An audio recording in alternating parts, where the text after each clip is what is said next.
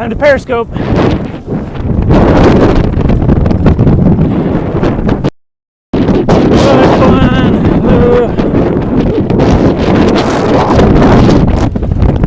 That's Matthew Waters ahead of me. Mr. Matthew got his homework done yesterday, so he gets to ride all day today. Hello, Mandy. Proud of you for digging in and figuring it out. And here he is, pulling us along on the ride again. Glad to have him out here. Whew. Today is day 29. We are, hello Nan. We're on the north side of this massive volcano caldera complex. And we've been slowly traversing our way around this thing. Just for reference, Santa Fe is on the south side of this huge volcano caldera, and Los Alamos is just a little to the north of that. Then on the east side is Cuba, and the direction we came from, the very south side is Rio Rancho, where we're staying in the RV this week. We've got 2 more days, and then on Saturday we'll move over to Raton. I believe it's right on the border of New Mexico and Colorado. So I think it's in Colorado. So we'll have another state done in just 2 days. And then we'll be meeting up with Mandy and Keith, Matthew's mom and dad. They're going to come down on Saturday, Sunday, Monday, and ride with us. We're going to go up and see Taos and Angel Fire, and hang out with them and have a good time. And then the week following that, after we finish in Raton, we'll be moving on to Buffalo, Oklahoma.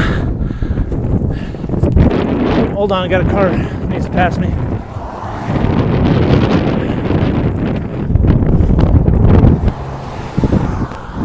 Buffalo, Oklahoma is exciting for us because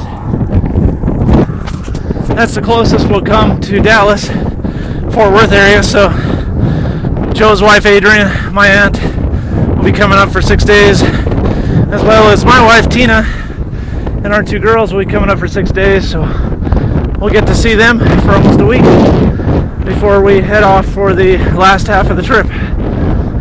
Buffalo, Oklahoma is day 42. Hey Teeny, I was just talking about you. How excited I am to see you and the girls in Buffalo on day 42. So we just did our biggest climb for the day. It's in the first 5 miles, and then it's going to be some downhill. Beautiful scenery up here. It's just been gorgeous all day.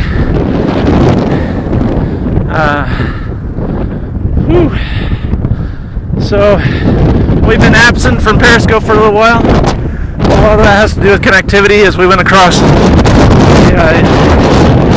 the Navajo reservation. It's really interesting once you get out there. It's just a bunch of villages. You go from village to village. None of them have a gas station or services or hotels or internet or really very good cell service. And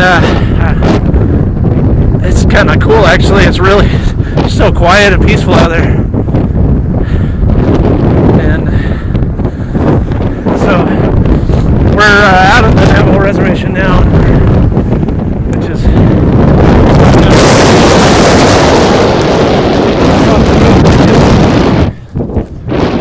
bear with me, I'm still waiting for it falls off the handlebars. It's been a bit of a bumpy day.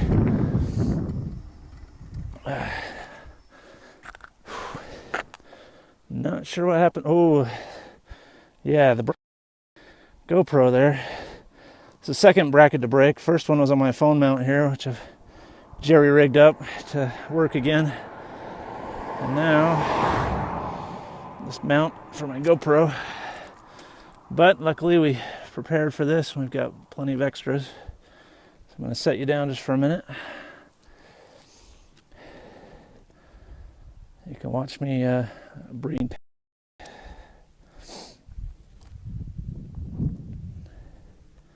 There we go. So, hope everybody had a good week and good weekend. We certainly did. We've been learning a lot as a team, working together. I'm sure most of you have heard of the different stages of team forming, which is forming. What is it? 4 of them. I can't remember it now. Forming, norming, storming, and then performing. And we certainly went through the forming part, which you all saw, and we have been through the storming part now, for the most part, which you probably haven't seen a lot of because it's usually not the pretty part of team building, is all the figuring out each other's personalities, button heads, dealing with feelings and emotions and opinions and all the things that we carry with us. And I was really grateful to have the bubble of bliss, because I know where all of us are on that thing, and I can see where we provide even balance for each other and where our weaknesses are individually as a team. That certainly helps. We had a discussion about that the other night.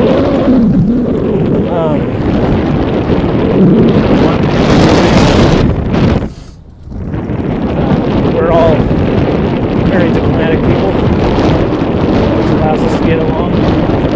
200 square foot. Oh. Thank you, Andy. Got that. Okay. Let's try this.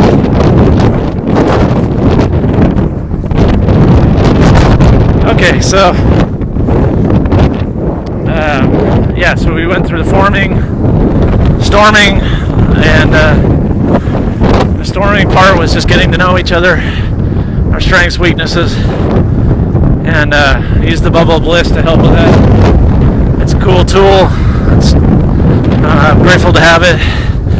So what I found out by mapping us all up on the bubble of bliss is that we're all very diplomatic people, which explains why we've been able to get along with each other in a 200 square foot space every day and not kill each other.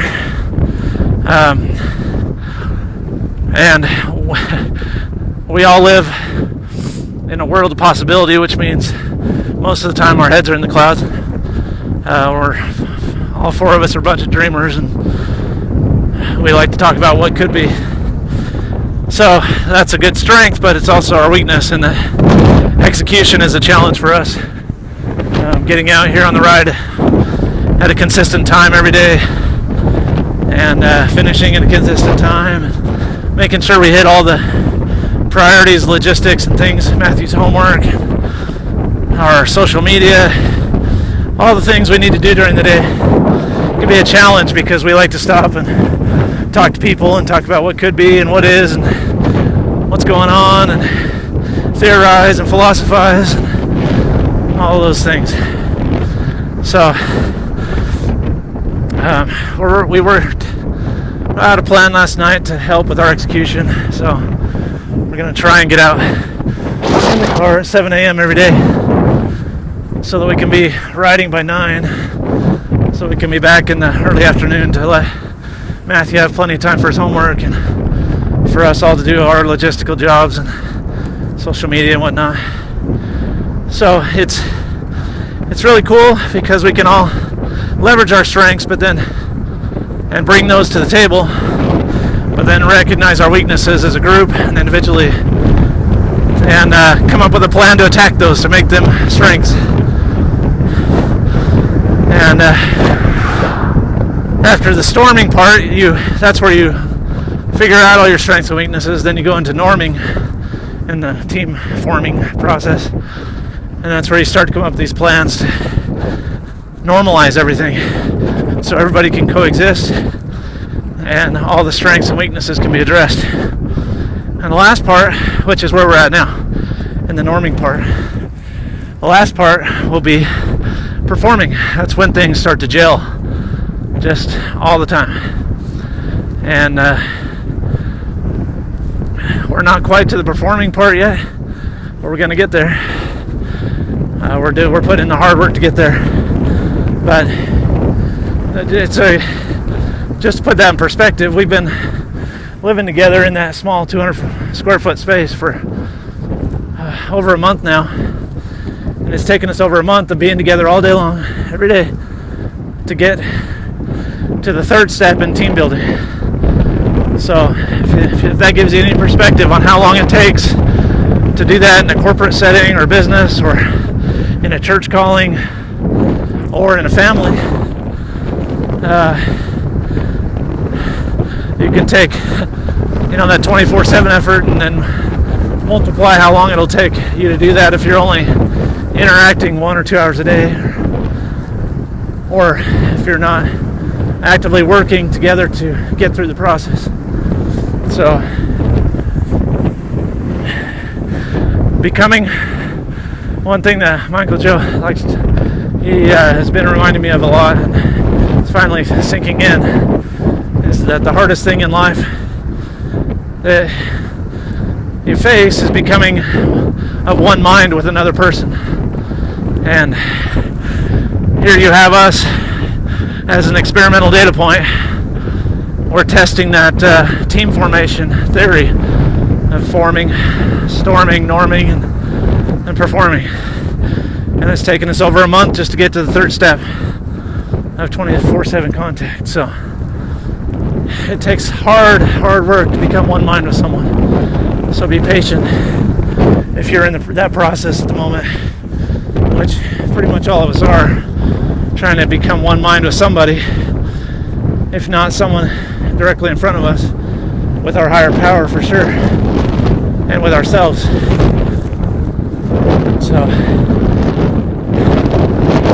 it just takes time, but if you work hard at it and you don't judge yourself or others, you're merciful, the reward is incredible. That's the performing stage, where you get to be part of a group that is now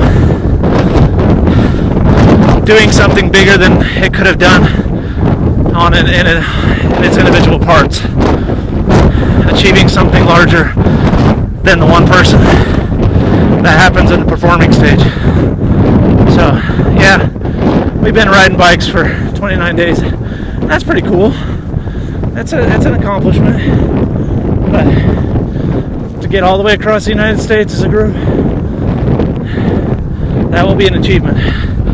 It requires performance. It requires gelling as a team. And that's something I wouldn't be able to do by myself, I don't think.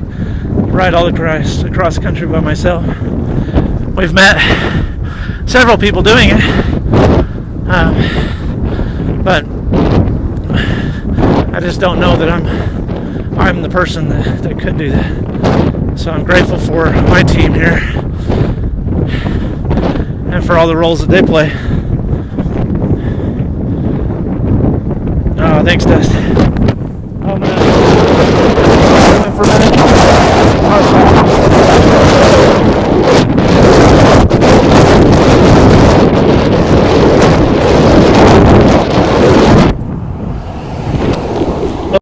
Realized you were looking at me the whole time instead of the scenery.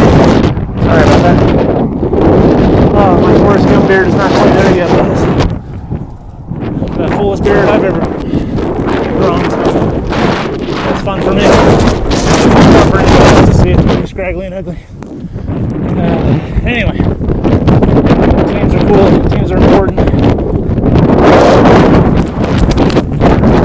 And teams can help you achieve something bigger than you can do yourself. And that's what we're riding for today. Including others in our achievements. Man, that is hard to do. I'd much rather just go off on my own and try and achieve something. Because one, I can control every aspect that I think I can. and 2, I get all the reward to myself. And that's how I used to operate at work and school. I still do it. It's my natural habit, my natural mode of operation. But that's what I'm out here to break. By doing this, I get to change my mindset, how I think about myself in relation to others. So that reward from doing it myself, while it was incredible, it never lasted very long. And I was always looking around for somebody to share the excitement with, but nobody was there. They didn't understand the challenges I went through, they didn't understand what it took, and the opposition, so how could they be there to celebrate with me? And I always realized that people that worked with other people would achieve a lot more than me, and they'd have a bunch of people to celebrate it with at the end. So I didn't know how to bridge that gap.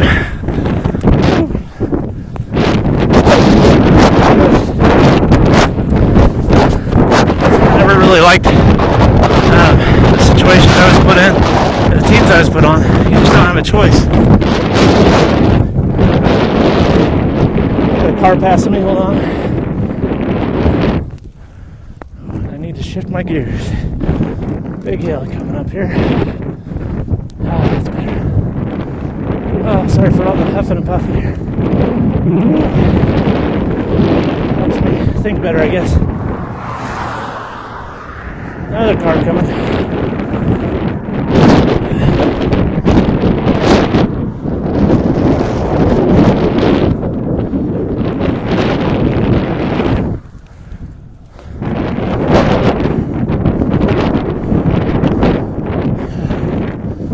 Okay.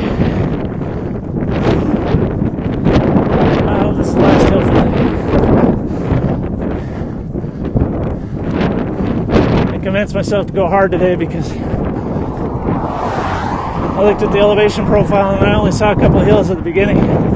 So I went hard at them, and this one snuck up on me. So, oh well, here we go. Cars are gone. Alright.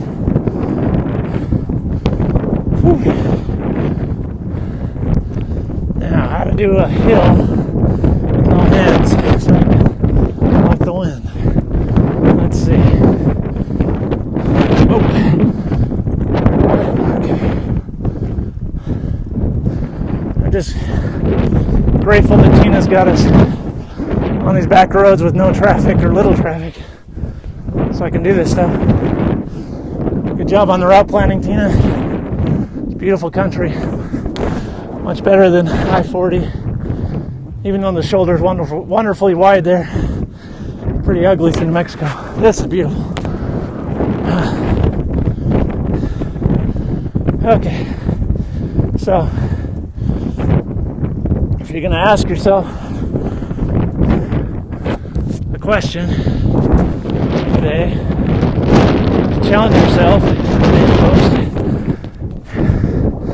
think about how you include others in your achievements. And the easy way to do that is to think about when you achieve something and the reward is there anyone around there to celebrate it with? If not, that's a good clue that you're not including others in your achievements, in that sense that you're not seeking out a team to achieve something greater than yourself. Now, there's nothing wrong with having a vision and wanting to achieve it. It's a personal goal. But why not go out and use that vision to inspire others? I'll use an example here, which is Michael Joe. He had a vision for 722 days. He talked about going on this bike ride. And everybody just looked at him and said, yeah, right. They were inspired by it, like, hey, that's cool. I'll cheer you on to go. Lots of people thought they would ride with him.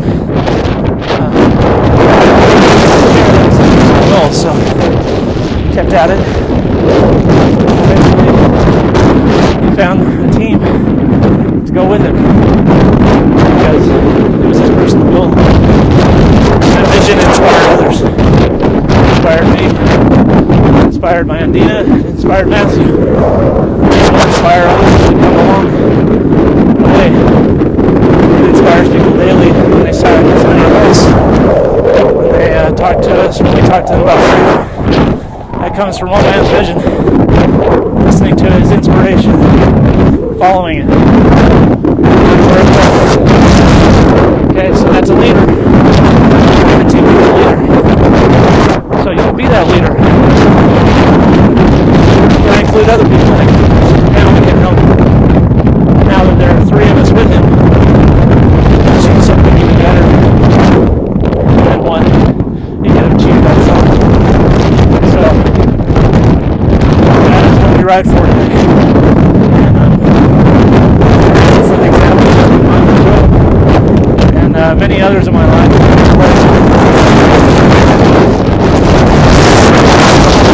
So I can be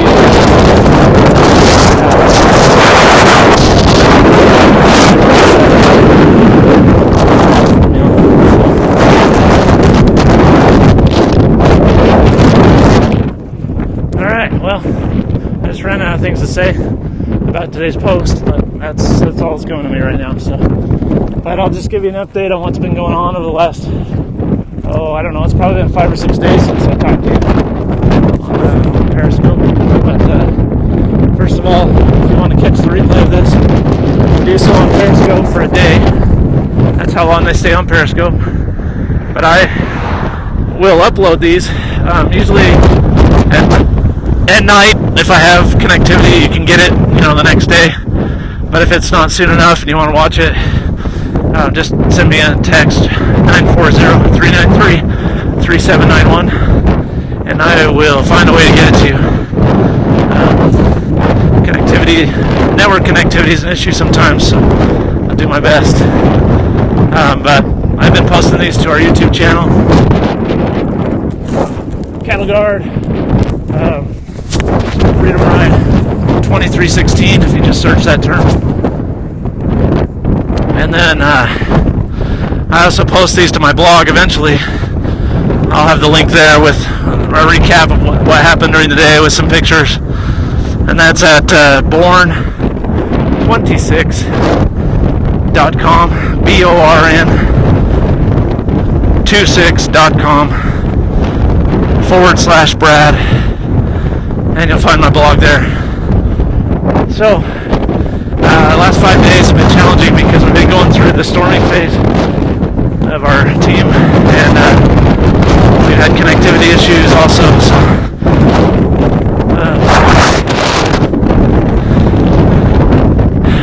let's see, yesterday and the day before I did taxes instead of riding because it was tax time, so I needed to get it done.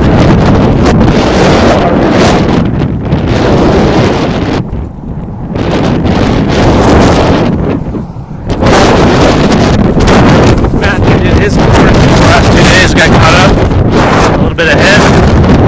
Good, and Joe got his work done. So overall, we got a lot accomplished that we needed to get done.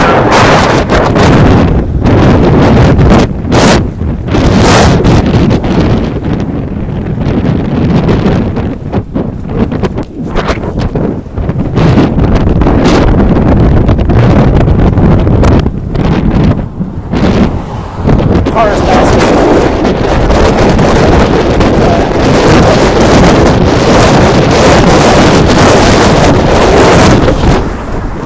Bridge.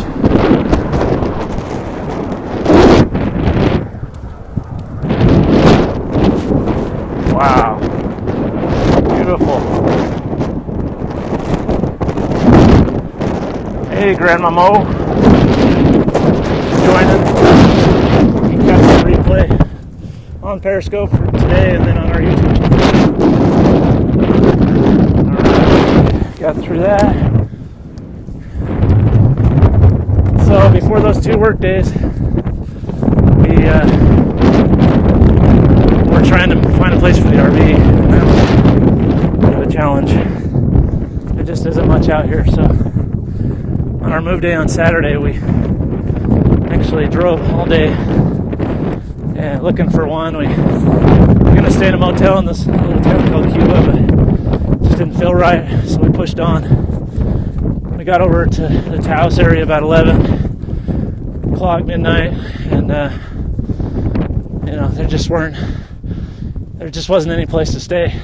So pulled up in the parking lot of a big casino and just stayed there the night in the RV, and that worked out. Had a buffet breakfast at the casino. That was awesome.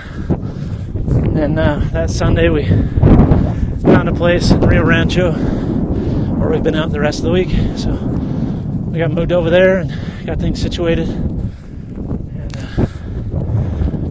that's what got us set up to do our ride on Monday, but no Periscope or not much to be seen from that one because we just didn't have the connectivity on the ride.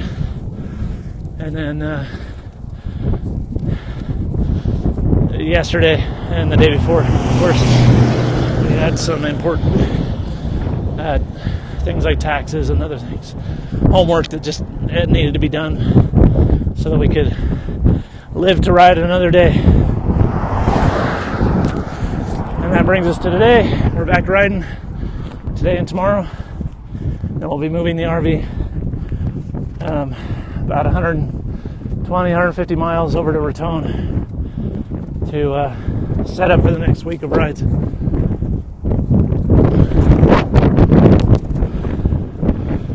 So,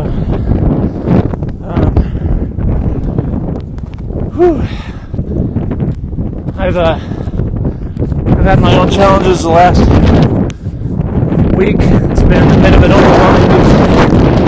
There's been so much that we've been learning from people I've been talking to. I just haven't had a chance to process it. We're talking to people all day long, with family, friends. It's a lot of social engagement, which is not one of my strengths or something I enjoy doing. So it kind of drains my energy, and I was a bit overwhelmed. I just didn't have the quiet time to process it. So taking yesterday as a work day really helped me to get my well-being, since we actually rode for well-being yesterday. It was good to get my perspective back in order by having some quiet.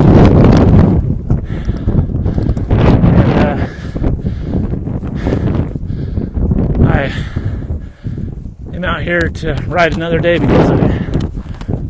You let that stuff build up too long, it's hard to keep going. So I'm grateful for these tools and for my team to help me recognize these things and take care of them so we can keep going. And especially, I'm grateful for my team back home, my wife, who listens to me vent and helps me work through my emotions and find solutions. And my little girls who love me no matter what. And so take some time today to call somebody or go hug somebody, tell them you love them, and do it freely without expectation. And look around yourself and see how you can share your achievements or involve others in your achievements by making them part of your team, and lead by example and vision with your purpose, and go make the world a better place.